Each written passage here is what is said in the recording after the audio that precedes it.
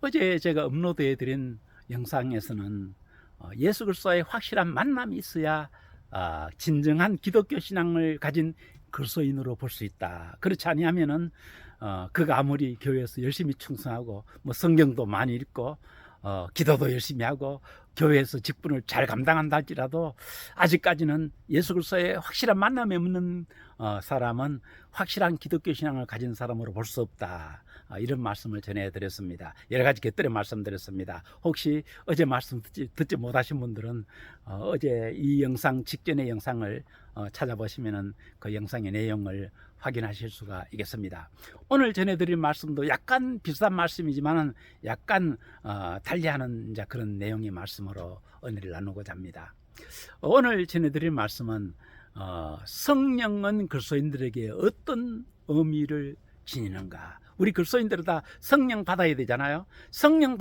예수와의 만남이 없으면 그리스도인을 할 수 없듯이 성령 받지 못한 사람들은 아직까지는 그리스도인 아닙니다. 외적으로는 교회 왔다 갔다 하니까 그리스도인이라고 사람들이 봐줄지 모르겠지만은 성령 받지 아니한 사람들은 결단코 하나님 앞에서 아직까지는 그리스도인이 아닙니다. 그러므로 반드시 성령님이 그리스도인에게 계시하는 이것은 절대적인 사항입니다. 성령님 없이 아무리 정말 열심히 믿는 것 같아도 그런 신앙은 하나님 앞에서 인간의 종교적인 하나의 행위는 될 수 있지만은 하나님 앞에서 성경에 근거한 기독교 신앙은 될 수가 없습니다. 우리나라 70년대 80년대 그 시기에 우리나라 그 기독교계가 양적으로 한 수백 프로 이상 폭발적으로 성장한 시기가 바로 70년대 80년대 이 시기였습니다. 놀라운 세계 기독교사에서 그 유래를 찾아보기 어려울 정도로 짧은 시기에 수백 프로의 폭발적인 그런 양적 부흥을 가졌던 바로 그런 시기였습니다. 놀라운 일이죠. 그런데 이 놀라운 폭발적으로 기독교인 수가 증가하는 그 시기에 정말 이해하지 못할 현상이 동시에 따라왔습니다. 어떤 현상인가 하면은 그 기독교인 숫자가 양적으로는 그렇게 부흥했는데 그 부흥한 양적인 그 엄청난 차이만큼이나 그때부터 시작해서 기독교의 어두운 면, 성직자의 타락, 그리스도인들의 타락 이런 면이 세상에 더 많이 알려져 가지고 세상으로부터 기독교계에 대한 비난을 막 집중적으로 받기 시작한 때도 그때부터란 말입니다. 제가 그 몇 가지 사례를 말씀드릴 수 있지만은 그 교회 거기에 해당되는 분들의 그런 또 그 어떤 그 이미지도 있으니까 그런 사례를 제가 직접 밝히지는 않겠습니다. 어쨌든 그 놀라운 부흥의 시기에 동시에 기독교계의 어두운 면이 세상에 많이 알려지기 시작한 이 두 가지 조화될 수 없는 부조화가 그 시기에 함께 있었다는 것을 제가 지금 말씀드립니다. 왜 이런 일이 있을까요? 기독교 역사를 보든지 교회 역사를 보더라도요, 성령의 은혜에 입각한 온전한 기독교 부흥이 있을 때는 그냥 교회 부흥뿐만 아니라 그 지역 자체가 정화되고 그 나라 자체가 막 이렇게 새롭게 되고 정화되는 이런 일이 정상적인 성령의 은혜에 입각한 부흥에는 항상 그런 역사가 따랐거든요. 그런데 우리나라 70년대 80년대 그 놀라운 기독교계의 그 양적 부흥에는 우리 개신교안을 중심해서 말씀드린 겁니다. 그 양적 부흥에는 그런 어두운 면이 그 양적 부흥의 양만큼이나 많이 차지했다는 것을 우리가 그 당시의 시대에 아마 그 좀 기억을 가지고 있는 분들은 그 충분히 이해가 되실 것이라고 생각합니다. 왜 이런 일이 날까요? 성령님의 운행하심으로 인해 가지고 교회나 그리스도인들에게 그런 놀라운 부흥이 있었다면은 그 반대 현상이 있어야 되는 것이거든요.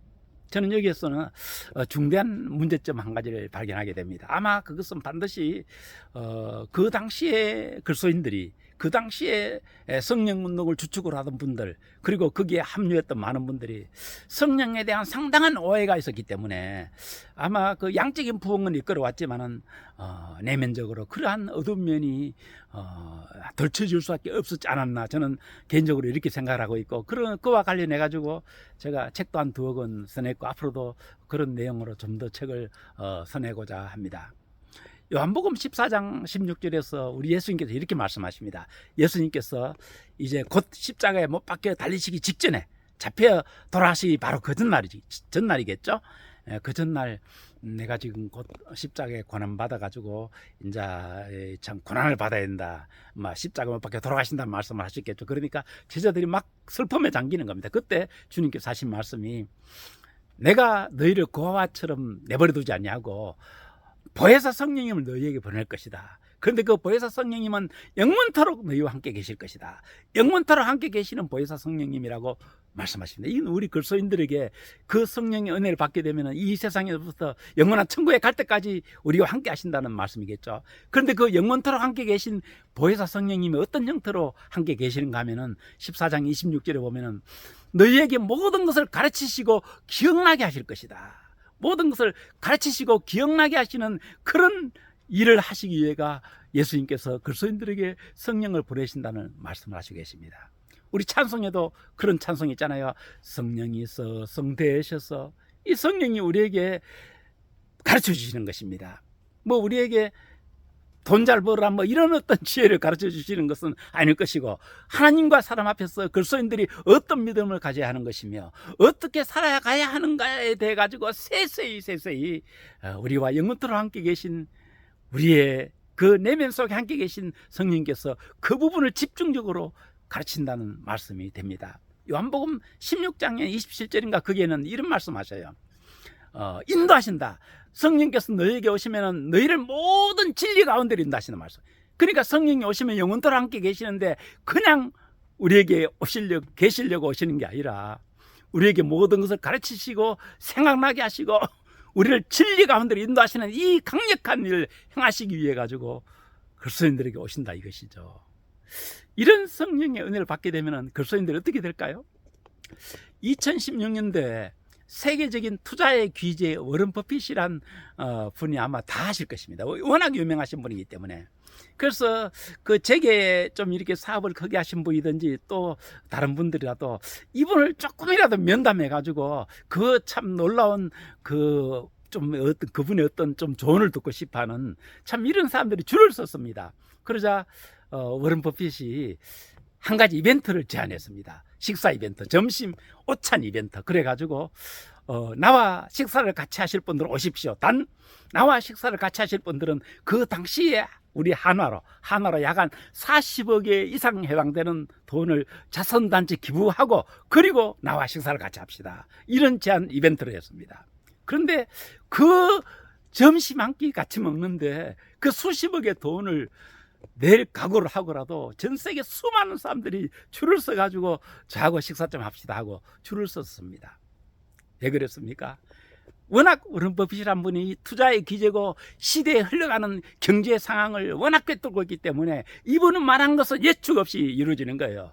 뭐 1년치만 이루어진 게 아니라 미래 예측까지 가능한 이런 분이기 때문에 이분에게는 수십억의 돈을 지불하고라도 밥 한 끼 먹으면서 말 몇 마디 듣는 게 그만한 가치가 있다 생각했던 것이죠. 실제로 이제 그분하고 오찬하면서 말 몇 마디 들은 분들 가운데는 인생관이 바뀌고 기업의 어떤 체질이 바뀌는 이런 참 일이 가능했기 때문에 그분과 정말 밥 한 끼 수십억의 돈을 지불하고라도 밥 한 끼 먹기를 원하는 이런 일들이 2016년도에 실제로 있었습니다. 지금은 모르겠습니다. 대단한 분이죠, 워런 버핏 그분. 그러나 아무리 그분이 대단하기로서니 성령님이 누구십니까? 성령님은 삼위 하나님 중에 한 분으로서 또는 하나님의 영이십니다. 이 세상에 수천의 인류 역사 중에 모든 뛰어난 유명한 분들, 현자들 다 소크라테스, 아리스토텔레스, 공자님, 맹자님, 이 세상의 역사에 있던 모든 유명한 분들 다 모았다 하더라도 결단코 하나님 영이신 성령님 그분만큼 완벽한 스승은 없을 것입니다. 그렇다면은 그 워런 버핏 물론 유명한 분이긴 하지만은 그냥 우리와 똑같은 조금 더 나은 인간에 불과한 그분과 식사 한 끼 하고라도 그분에게 말 몇 마디 들은 것 때문에 인생관이 바뀌고 기업 체질이 바뀌고 기업도 일반 기업이 아니죠. 전 세계 글로벌 기업을 가진 그런 회장들, 그런 세계 그 여러 곳의 회사를 가진 그런 글로벌 기업들의 체질이 바뀌는 이런 놀라운 일이 그 밥 먹으면서 몇 마디 말 주고받은 그 가르침을 받아가지고 그런 일이 있었단 가능했단 말입니다. 하물며 그렇다면은 우리와 영원토록 함께 하시기 위해가 보내신 그 성령님, 하나님의 거룩하신 영 성령님, 그 성령님이 우리에게 오셔가지고 가만히 계시는 것도 아니고 우리에게 모든 것을 가르치시고, 어떻게 가르쳐요? 그리스도인으로도 합당한 믿음 가지게 하기 위해가, 하나님과 사람 앞에서 합당한 믿음, 합당한 처신을 하는 이걸 가르치기 위해 가지고 오시고, 16장 27절에는 너희를 모든 진리 가운데로 인도하시는 이런 일까지 하시려고 성령님이 오셨는데, 과연 그 성령님이 오셨다면은 그리스도인들이 그렇게 어두운 면이 많이 들춰져 가지고 그렇게 세상에 비난받게 그런 일이 가능했을까요? 여전히 성령 받았다면서 세속되고, 여전히 성령 받았다면서 인격 변화도 되지 않고요, 여전히 성령 받았다면서 예성결 변하지 않고, 이거 불가능합니다. 이건 성령 모독이에요. 정말 그랬다면은. 정말 진정 성령의 은혜를 받았던 기독교 성경 안의 역사든지 기독교 역사에서 성령의 은혜를 제대로 받은 사람들 주변에는 그 가정이 변하고, 그 지역 사회가 변하고 그 시대가 변하는 이런 일이 가능했단 말입니다. 이 시대에 정말 우리 모든 그리스도인들, 정말 세상 사람들에게 최근에 이 시대에도 많은 비난을 받고 있지 않습니까? 그러면서 그분들은 나에게 성령이 있다고 말합니다. 아닙니다. 성령은 그렇게 계시려고 오시지 않습니다. 정말 그런 분에게 성령이 계셨다면 얼마나 그 성령님이 그에게 충돌을, 그 사람이 아마 괴로움 못 견딜, 정말 성령이 계셨다면 괴로움 못 견딜 겁니다. 왜냐하면 그 거룩하신 성령님이 그렇게 세속되게 행하고 잘못되게 행하는데 너 그렇게 해라, 잘해라 하고 가만히 계시겠습니까? 아니죠. 그건 아니라고 강력히 말씀하실 것입니다. 그러므로 저는 이 시대에 많은 그리스도인들이 성령에 대한 많은 오해가 계셔가지고, 성령이 아닌 어떤 영 때문에 우리가 성령으로 착각해가지고 어떤 그런 역사가 충분히 가능하다고 있을 수 있다고 생각을 합니다. 고린도후서 11장 14절에 그런 말 했잖아요. 사도 바울이, 사탄은 얼마든지 선한 그 빛의 천사처럼 가장하고 나타나가지고, 천사로, 악령이 천사처럼 나타나가지고 우리에게 나타난다 이것이죠. 그러므로 우리가 산기도라든가 들기도라든가 기도할 때 어떤 영적인 어떤 그런 역사가 있을 때 아멘하고 받으시면 안 됩니다. 얼마든지 성령이 아닌 다른 영이 우리에게 성령처럼 와가지고 우리에게 이걸 해라 저걸 해라, 어떤 그런 것이 얼마든지 가능하다 말입니다.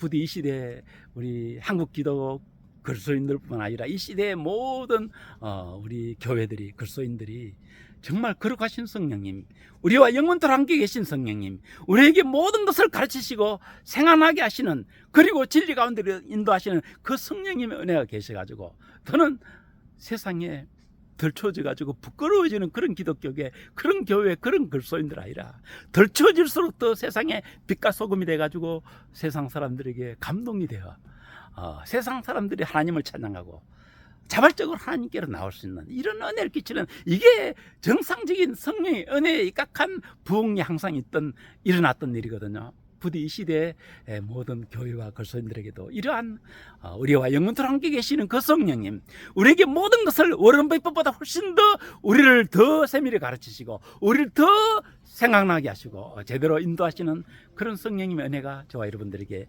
계시기를 우리 주 예수 그리스도의 이름으로 기도를 드립니다. 아멘.